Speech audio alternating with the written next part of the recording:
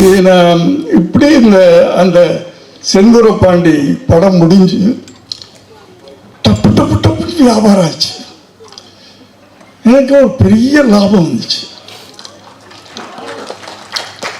அப்போ நான் போய் கேட்குறேன், விஜய் எனக்கு இவ்வளவு ப்ராஃபிட் வந்திருக்கு, நான் உங்களுக்கு ஏதாவது கொடுக்கணும் அப்படின்னு இல்லை சார், நான் வாங்க மாட்டேன், பணம் வாங்க மாட்டேன்னு சொல்லிட்டேன்னா வாங்க மாட்டேன் அப்படின்ட்டார்.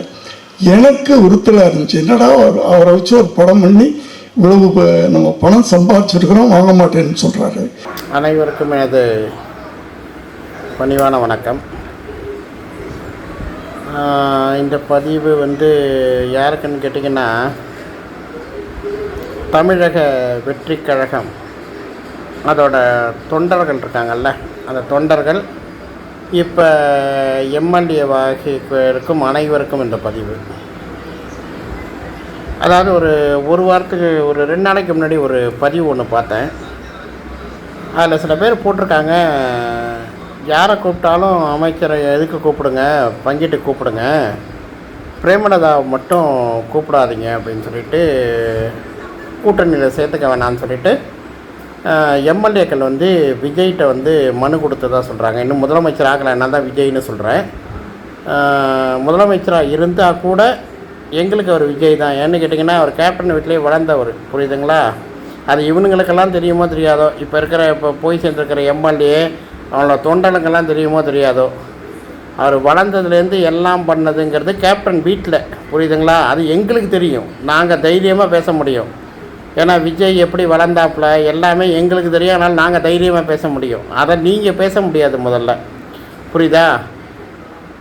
அதாவது தின்ன சோர்லேருந்து எல்லாமே கேப்டன் வீட்டில் போட்டது, புரியுதா? இப்போ நீங்கள் சொல்கிறீங்க பார்த்தியா, பிரேமலதான்னு சொல்லிட்டு ஒரு வரியை சொல்கிறீங்க பார்த்தீங்களா? பிரேமலதாங்கிறவங்க யாருங்கிறது உங்களுக்கு தெரியாமல் இருக்கலாம் தம்பிகளா. இப்போ புதுசாக பொறுப்பேற்கும் எம்எல்ஏக்கலாம் உங்களுக்கு தெரியாமல் இருக்கலாம், அது தொண்டர்களுக்கு தெரியாமல் இருக்கலாம், புரியுதா? விஜயோட அப்பா இருக்கார் பார்த்துறீங்களா, சந்திரசேகர், அவருக்கு தெரியும் கேப்டன் யார், கேப்டன் மனைவி யார், அவங்க பிள்ளைங்க யார், விஜய் யார் அப்படிங்கிறது அவங்க அப்பாவுக்கு தெரியும். அவங்க அப்பாவுக்கும் அவங்க அம்மையார் சோபா சந்திரசேகர் இருக்காங்க பார்த்தீங்களா, அவங்களுக்கும் தெரியும் விஜய் எங்கே வளர்ந்தார், விஜய் என்ன பண்ணார், விஜய் எங்கே சாப்பிட்டாரு, விஜய் யார் கூட 2 நாள் பயணம் பண்ணாருங்கிறது. ஸோ அவரை பெற்ற தந்தையார் சந்திரசேகருக்கும் தாயார் சோபா சந்திரசேகருக்கும் நல்லாவே தெரியும் தம்பிகளா.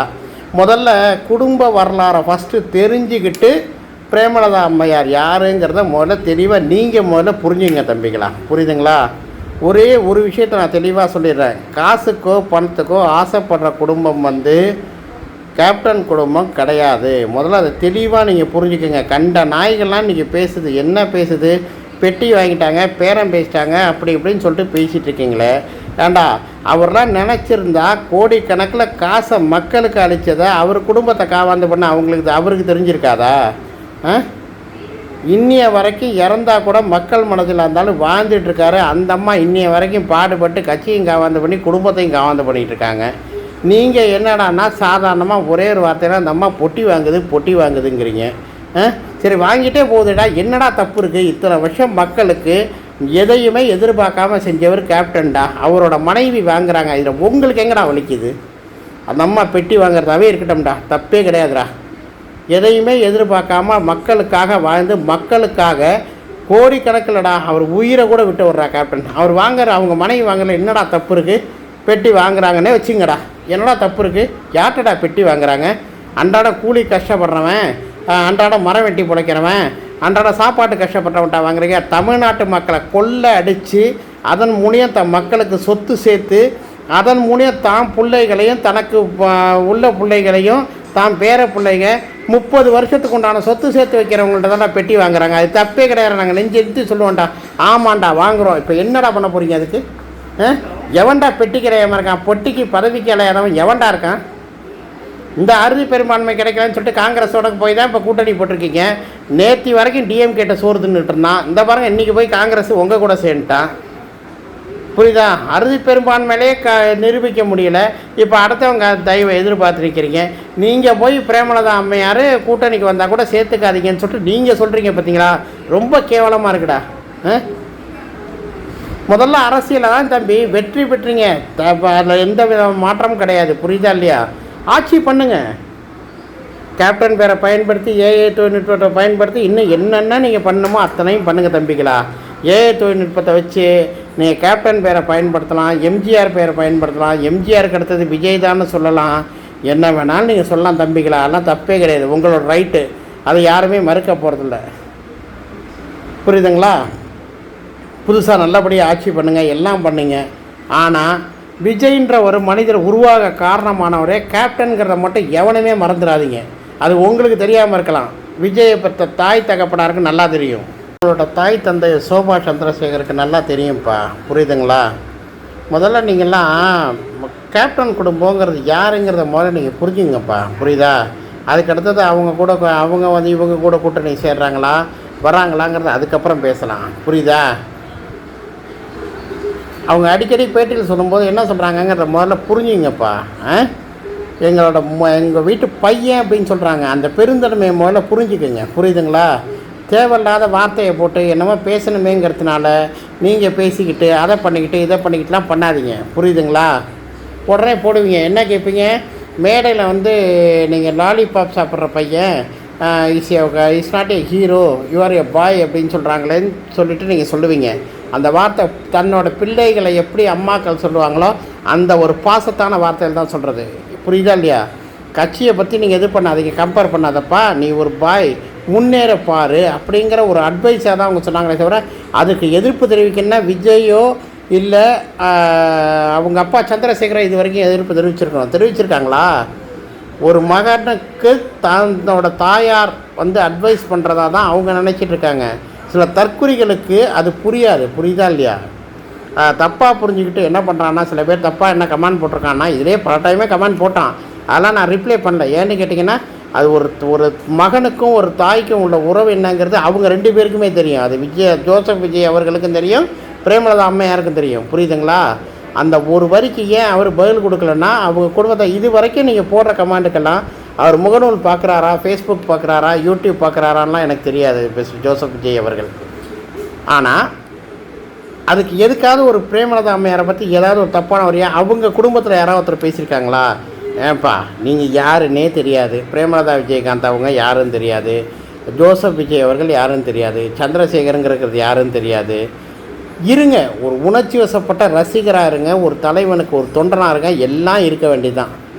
ஆனால் யார் எந்த குடும்பத்துலேருந்து வந்தாங்க, அவங்க குடும்பத்துக்குள்ள உறவு என்ன அப்படிங்கிறத முதல்ல தெரிஞ்சுக்கிட்டு வீடியோ போடுங்கப்பா. யாராக இருந்தாலுமே அந்த குடும்பத்துக்கு கொடுத்து தான் பழக்கம். கேப்டன் குடும்பத்தை பொறுத்த வரைக்கும் பல குடும்பங்களை வாழ வச்சு பல குடும்பத்துக்கு கொடுத்து தான் பழக்கம். புரியுதா இல்லையா? எவங்கிட்டையும் பிச்சை எடுத்து பழக்கம் இல்லை அந்த குடும்பத்துக்கு. முதல்ல அதை புரிஞ்சுக்கோங்க. பல பேருக்கு பிச்சை போட்டு தான் பழக்கம். புரியுதா இல்லையா? நான் தப்பான வரியை நீங்கள் பிச்சைங்கிற வார்த்தையை தப்பாக எடுத்துக்க வேணாம். பல குடும்பத்துக்கு கொடுத்து தான் பழக்கம். புரியுதா? பல பேர் வாழணும்னு நினச்ச குடும்பம் அது. அதை போய் தப்பாக கமெண்ட் பண்ணிக்கிட்டு இருக்கீங்க. ஒரே ஒரு இதை மட்டும் வந்துட்டுங்க, வளர்த்து விட்டவனை என்றைக்குமே அசிங்கப்படுத்துறீங்கன்னா அதே அழிவுக்கு காரணமாகும். அதை முதல்ல புரிஞ்சுக்கோங்க. அது உங்களுக்கு தெரியாது. புரியுதுங்களா? ஆனால் எல்லா இடத்துலையும் திரு எஸ்ஏசி அவர்கள் சொல்கிற ஒரே வார்த்தை என்னன்னு கேட்டிங்கன்னா, விஜய் வாழ்க்கை இந்த அளவுக்கு இருக்கிறதுக்கு காரணம் கேப்டன் அவர்கள்னு எல்லா இடத்துலையும் அவர் பதிவு பண்ணியிருக்காரு. ரெக்கார்டு எத்தனை ரெக்கார்டு வேணாலும் என்னால் கொடுக்க முடியும். இப்போ கூட அவர் பேட்டி எடுத்தால் கூட அவர் என்ன சொல்லுவார்னு கேட்டிங்கன்னா, இவர் விஜயோட முக்கியமான வாழ்க்கை இதுக்கு காரணமே கேப்டன் அவர்கள் அப்படிங்கிறத பதிவு பண்ணத்தை எல்லா ரெக்கார்ட்லேயும் இருக்குது. புரியுதுங்களா? அதை யாருமே மறந்துடாதீங்க. முதல்ல என்றைக்குமே கேப்டன் குடும்பத்தில் தான் விஜய் வளர்ந்தார் அப்படிங்கிறத எவருமே மறக்காதீங்க. அதெல்லாம் மறந்தீங்கன்னா நல்லா இருக்காது. புரியுதுங்களா? அது உங்களுக்கு சொல்லணுங்கிற அவசியம் கிடையாது. இருந்தாலும் என்னென்னா, சில பேருக்கு தெரியாமல் சில வரிகளை போட்டுடுறீங்க. அந்த வரிகள் எவ்வளோ தப்புங்கிறத நீங்கள் முதல்ல புரிஞ்சுக்கோங்க. புரியுதுங்களா?